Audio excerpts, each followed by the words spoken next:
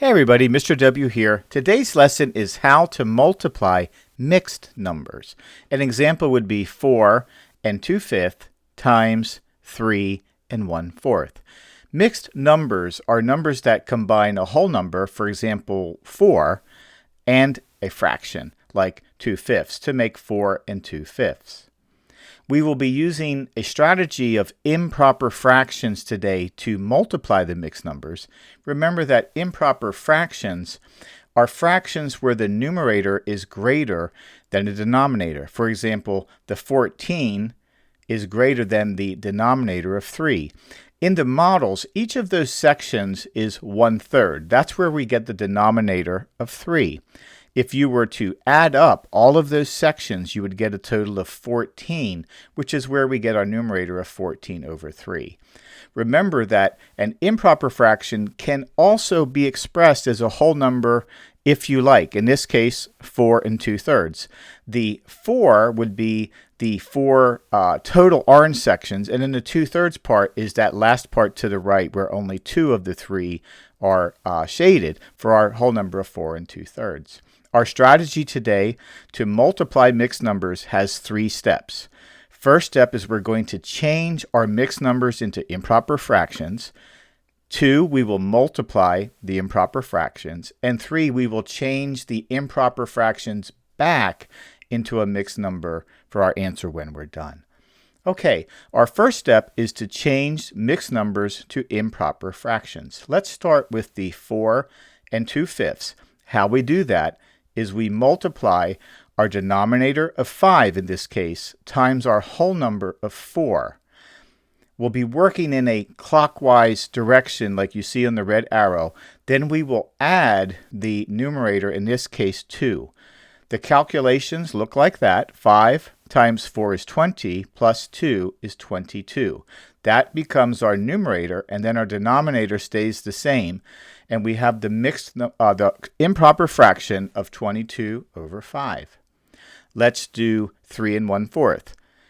4 times 3 plus 1. If you do your calculations, it would be 4 times 3 is 12, plus 1 more would be 13. So our top number is 13, and then our denominator stays the same as 4. So now we have changed them to improper fractions, and we want to multiply. First, it's a good idea to simplify those fractions using a cross-cancel strategy where we find the greatest common factor. So, what is the greatest common factor of 22 and 4? That would be 2. So at the bottom, 4 divided by 2 is equal to 2. So we rewrite that part. At the top, 22 divided by our greatest common factor of 2 is equal to 11. So we cancel out the 22. And now we have rewritten that as 11 and 2. Let's try the 5 and 13. Well, the greatest common factor for those two is just 1, which means that they're going to stay the same because when you divide by 1, the number is going to stay the same. Next, let's multiply. We multiply the numerator. 11 times 13 is 143. And then we multiply the denominator on the bottom. 5 times 2 is 10. Our answer of 143 over 10 is an improper fraction. So our last step is that we need to change that back into a mixed number. We do that by dividing the numerator by the denominator. If you work through your long division steps, that is going to equal 14 with a remainder of 3. Remember that your remainder of 3 needs to be written as a fraction because this is a mixed number problem. The 3 becomes the numerator, and then our denominator of 10 stays the same. So we get an answer of 14 and 3/10 for our problem. Let's review what we did today. We had 3 steps. We changed our mixed numbers into improper fractions. Next, we simplified by using a cross-cancel strategy with the greatest common factor.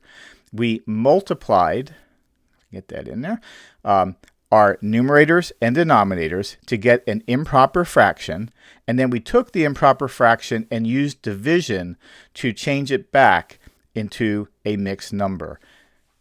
And our answer again today is 14 3/10. Well, hopefully that's helpful today. Thank you for watching if you made it this far, and we hope to see you on the next one.